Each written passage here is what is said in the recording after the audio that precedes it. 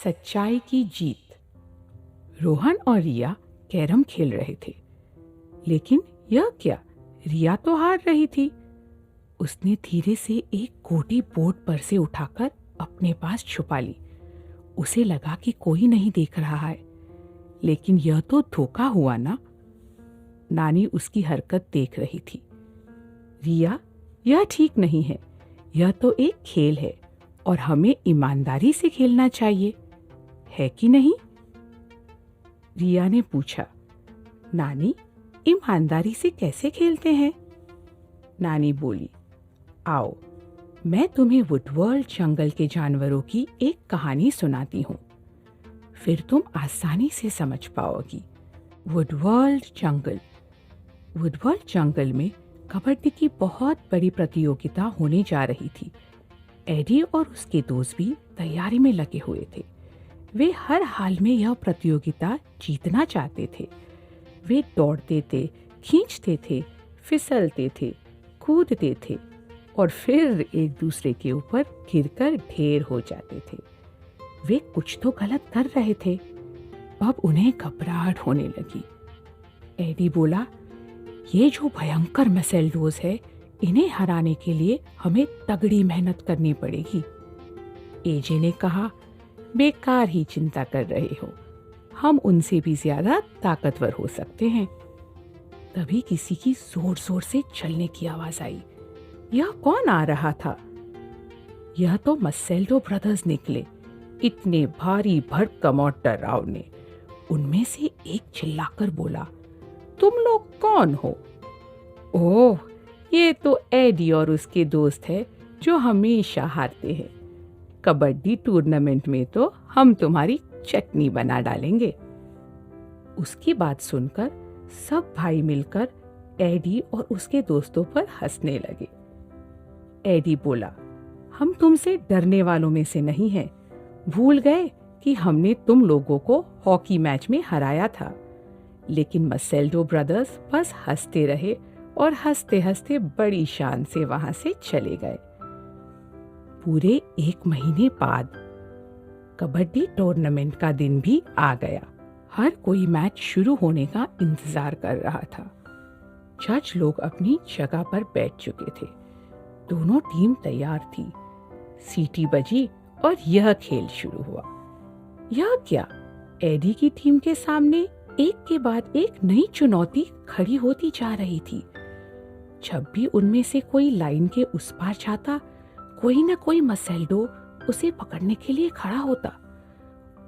और जब भी कोई मसेल्डो उनकी तरफ आता, एडी की टीम उसको पकड़ ही ना पाती और वह सुरक्षित अपनी तरफ वापस भाग जाता। अभी तो सिर्फ मसेल्डो का ही स्कोर बढ़ रहा था।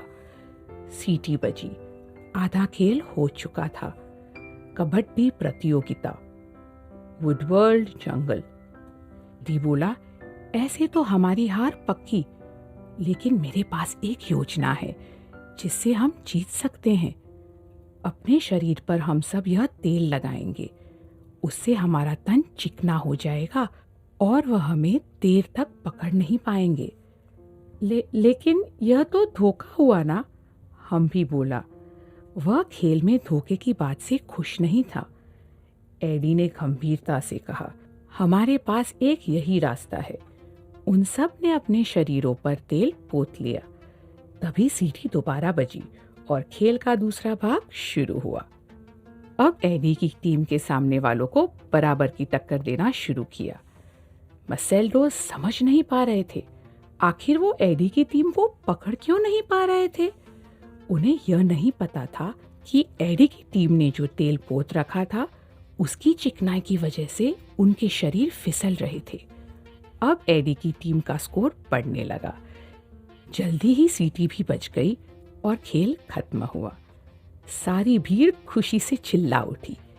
एडी और उसके दोस्त जीत गए। वुडवर्ल्ड जंगल कबड्डी प्रतियोगिता जीतने वाले की घोषणा होने जा रही थी। जज ने कहा, जीतने वाली टीम है एडी और उसके दोस्त।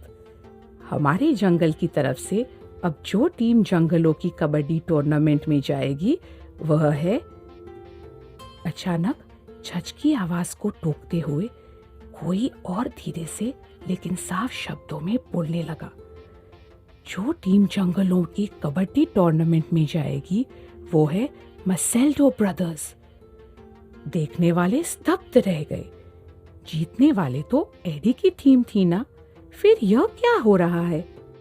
वो आवाज थी एडी की। एडी धोखे से नहीं जीतना चाहता था, इसीलिए उसने सच्चाई बताने का फैसला किया।